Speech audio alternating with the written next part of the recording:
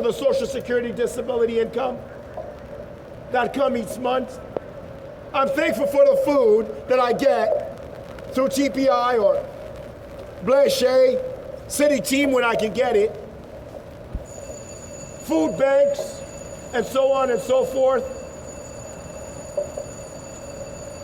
churches, and I know that God is going to continue to provide for me, for the homeless, and for all those who are in need when they have it. But this I do not understand.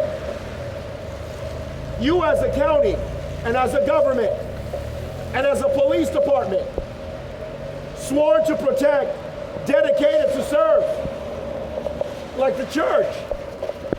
But yet here's a simple situation you won't resolve. Rape, persecution, and assault to the body. Why will you not resolve it? Why will you not put an end to it? Paul says, a thorn in the flesh was given to me to buffet me. Is this what you're considering? This woman to be the thorn in the flesh? The one playing the devil instead of a real snake? That doesn't encourage me. That doesn't pep me up. That doesn't make me want to serve God more. When Paul wrote it, it wasn't so that you would continue it.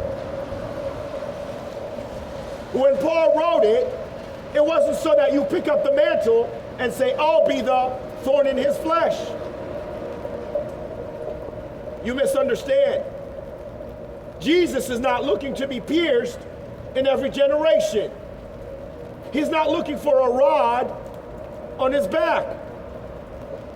There's nothing spiritual about being pierced in the foot with a nail or with a syringe. There's nothing spiritual about being raped by some African woman who has no self-control. There's nothing, because let me tell you something, when we reverse it and we give it back to you, you take offense.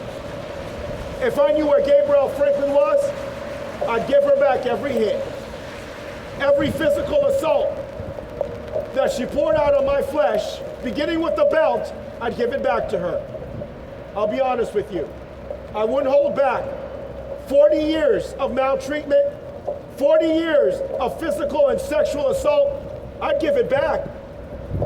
I would give it back. I'd put aside the New Testament until I give it back to her wholeheartedly. I'd give it back to Guy Franklin. I'd give it back to John MacArthur.